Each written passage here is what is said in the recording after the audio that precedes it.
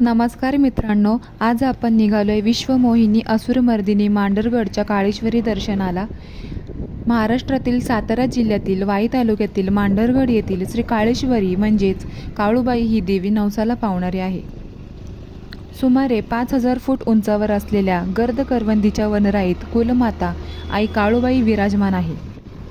आई काळूबाईला डोंगराची वाघीण, मांढरगडाची राणी, आई काळूबाई, काळेश्वरी, काळूराणी अशी लाडाने हाक मारली जाते। भोळ्या भाबड्या भक्तांच्या हाकेला ओ देऊन आई काळूबाई त्यांच्या मदतीस कायम धावून जाते। तिची नितांत निस्वार्थ भक्ती करणाऱ्यांच्या पाठीशी ती कायम उभी असते। आणि सगळ्यात महत्त्वाचं म्हणजे आई काळूबाई माता पार्वतीचं रूप आहे। तर मित्रांनो, सर्वात पहिले आपण पाहूया आई काळूबाई मांढरगडावर कशी प्रकट झाली। पौष पौर्णिमेला लाखो प्रमाणात लोक मांढरगडावर आई काळूबाईच्या दर्शनासाठी येतात, कारण पौष महिन्यात आई काळूबाईची मोठी यात्रा भरते। पण पौष महिन्यातच आई काळूबाईची यात्रा का भरते, तर यामागे खूप सुंदर कथा आहे। लाख्यासूर नावाच्या राक्षसाने भगवान शंकराची घोर तपश्चर्या करून शिवशंकराला प्रसन्न करून घेतले होते। तेव्हा लाख्यासुराने प्रभू शंकरांना अमरत्वाचं वरदान मागितलं व भगवान शंकरांनी लाख्यासुरास अमरत्वाचं वरदान दिलं। परंतु भगवान शिवशंकर म्हणाले, लाख्यासुरा, तुला पशुपक्षी प्राणी कुणीच मारू शकणार नाही। वरदान देताना शिवशंकरांनी कुठेच स्त्री असे नाव घेतले नाही। वरदान देऊन शिवशंकर निघून गेले। नंतर त्या वरदानाचा लाखासुराला गर्व झाला। त्याने गोरगरिबांना, ऋषीमुनींना, पशुप्राण्यांना त्रास द्यायला सुरुवात केली।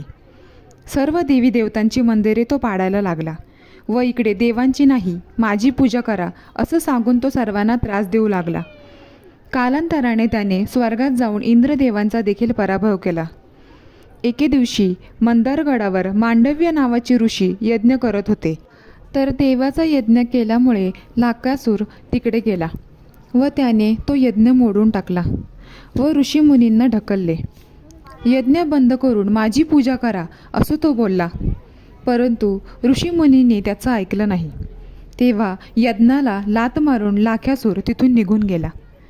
नंतर पूर्ण ऋषींचा भक्तगण व स्वतः ऋषी महादेवांना प्रसन्न करून घेण्यासाठी मोठा यज्ञ करतात व महादेवांना प्रसन्न करून घेतात। तेव्हा ऋषीमुनी लाख्यासुराने केलेला अतिरेक सर्व महादेवांना सांगतात, परंतु महादेव लाख्यासुराला मारू शकत नव्हते, कारण त्याला अमरत्वाचं वरदान प्राप्त होतं। त्यावेळी महादेव पार्वतीस म्हणतात, पार्वती, तू आदिमाया आदिशक्ती आहेस, तू त्या लाख्यासुराचा वध कर। त्या क्षणी माता पार्वतीने आई काळेश्वरीचं रूप घेतलं।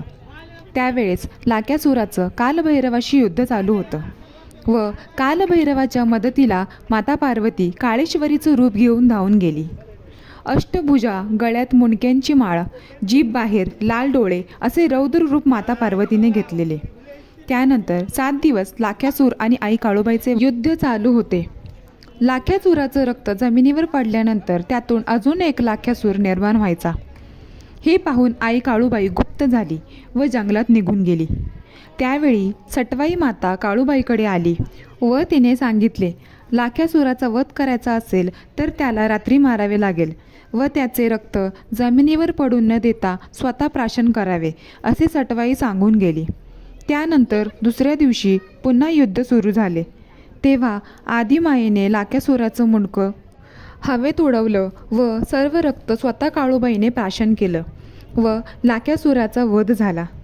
व शेवटची इच्छा म्हणून आई काळूबाईने लाख्यासुराला आपल्या पायाजवळ जागा दिली। परंतु लाख्यासुराने देवीला दरवर्षी माणसांचं रक्त हवं अशी इच्छा व्यक्त केली। तेव्हा देवी म्हणाली, तुला माणसाचं नाही पण पशुपक्षाचं रक्त मिळेल। म्हणून दरवर्षी पौष पौर्णिमेला कोंबडा व बकरी लाख्यासुरासाठी कापली जाते व आई काळूबाईला पुरणपोळीचा गोड नैवेद्य ठेवला जातो। मांडव्य ऋषींमुळे तिथे मांढरगड असे नाव पडले गेले व तिथे आई काळूबाई गुप्त झाली। आजही तिथे आई काळूबाईची स्वयंभू मूर्ती आहे। लाखो भाविक आई काळूबाईच्या दर्शनाला येतात, तिची खण नारळाने ओटी भरतात खूप जणांची आई काळूबाई कुलदेवी देखील आहे. मित्रांनो, पौष पौर्णिमेला देवी काळूबाईची खूप मोठी यात्रा भरते. या काळात लाखो भाविक देवीचे देवारे घेऊन मांडरगडावर येतात. तसेच या पौष पौर्णिमेच्या मध्यरात्री देवी आईच्या मुखवटाला पालखीत बसवून हजारो वाद्यांच्या गजरात देवीचा छबिना काढतात. आई काळेश्वरीची मूर्ती ही चतुर्भुजी आहे. देवी आईच्या उजव्या हातात त्रिशूळ आणि तलवार आहे. डाव्या हातात ढाल आणि दैत्याची मान धरलेली आहे. देवी उभी असून तिचे एक पाय दैत्याच्या छातीवर ठेवलेले आहे. मूर्तीला शेंदूर लावलेला आहे.